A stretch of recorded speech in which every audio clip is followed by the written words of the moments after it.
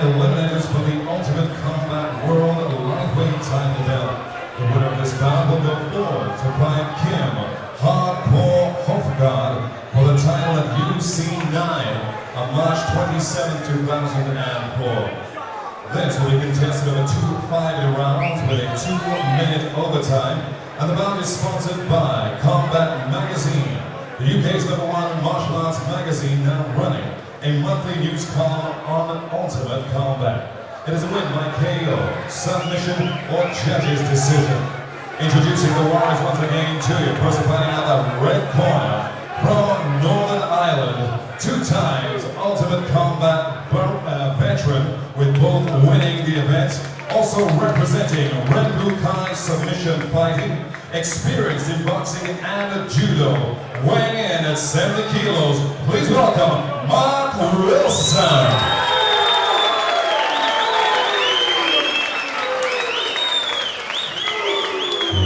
And his opponent, prepared to battle for this place, from Cumbria, weighing in at 70 kilos, 2 times Ultimate Combat Super Fight Champion, Judo and Kumite Champion, 6 times Grapple and Strike Champion. Please welcome Carr.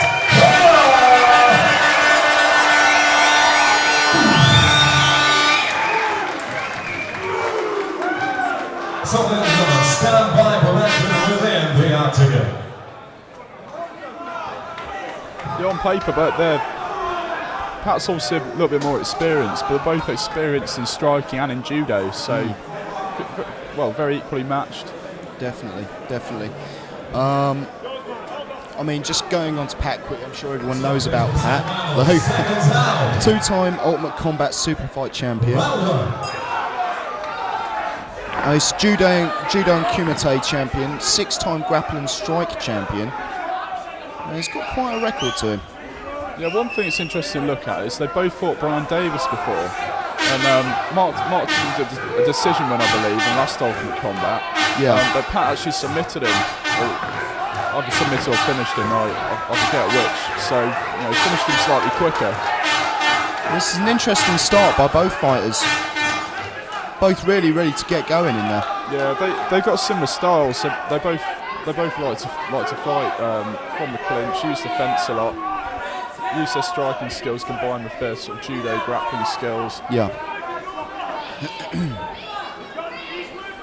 Oh. He seems to have settled down just a little bit now. Obviously, Pat's going to be very keen not only to win this, but the fact that he'll be going on to fight Hofgaard in the final. Yeah. See, I got it right that time. Yeah, I bet he'd like a rematch with him because he lost quite narrowly on judge's decision in a fight recently with Hofgaard.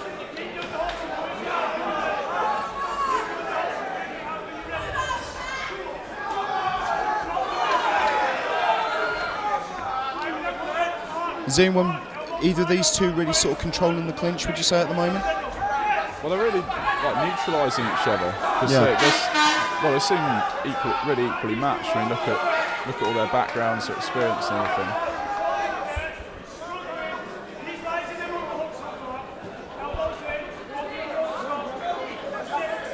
You see Carr's left hand's drop down there. To watch for those knees coming up. Yeah.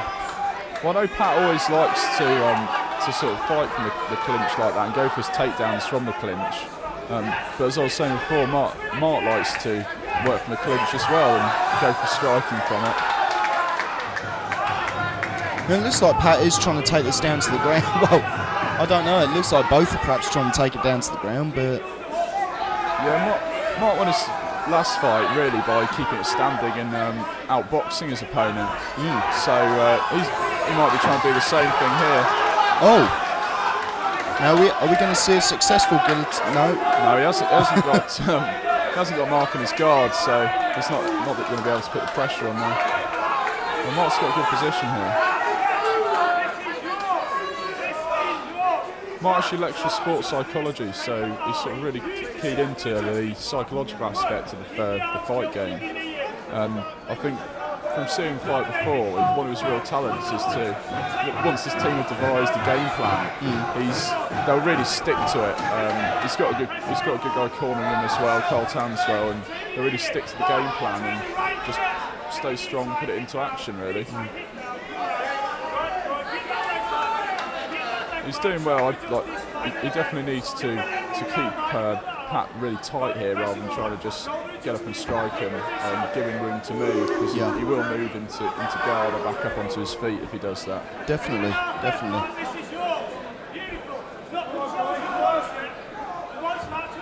I mean, what should Mark really be looking to do from here? Because I mean, he's got the position, but he looks quite comfortable in this side control. Whether he wants to start working submissions or not, or maybe he could go for the mount position, bit of ground and pound. Yeah.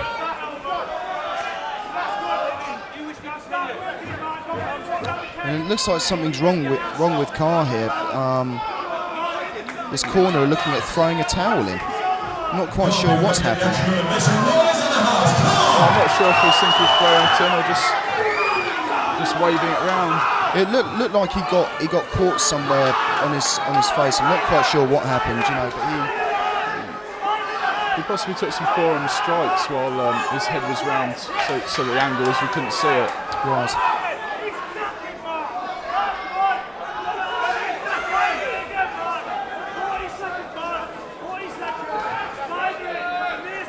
Well, it looks like it's a really tight side control from Mark Wilson. Really good ground skills. Yeah. So a typical judo position, this, going for the pin.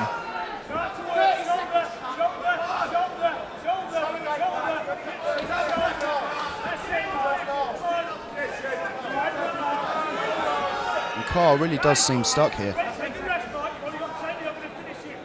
Yes.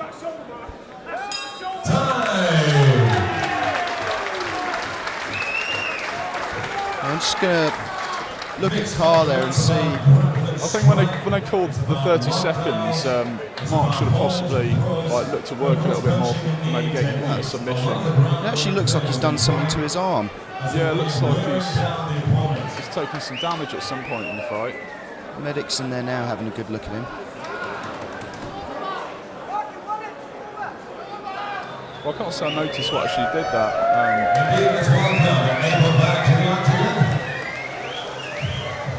I can't remember. How good you are, aren't you? They all sack him. Still holding the tag.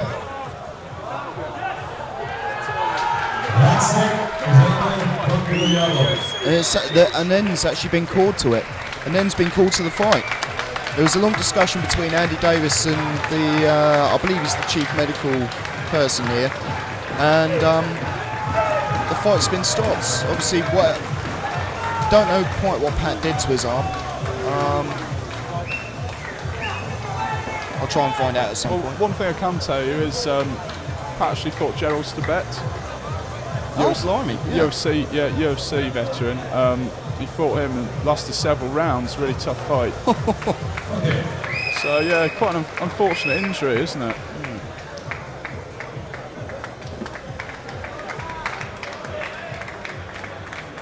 Mark Wilson's looking better and better every time he fights, isn't he? Definitely. Well, he's doing a good thing. He's taking advantage of the things like, the amateur circuit as well. Where he knows he can get away with going in there without worrying about too much sort of damage, especially when he's leading up to a big fight. Yeah, he can get lots of fights in under amateur rules. Work on his grappling, his positioning. As I was taken to the floor, I caught my arm, done something with my arm, I can't put any pressure on it at all.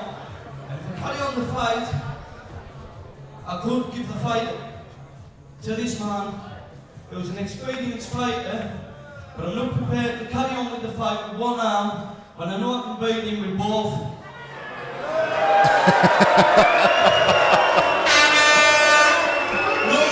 No disrespect.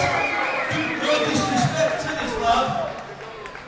Very strong, technical opponent, but maybe we can sort the rematch out if he gets through and gets the world title. And good luck to him. Thanks. So we're still unsure as to actually what he did to his arm, but he said he caught it on the way down, so it must have just landed in a funny position and hurt his arm. So he says he can't put pressure on it, effectively fighting with one arm. So sensible thing to do to pull out. But still, on Wilson's side, he's through to the final to fight Hofgaard.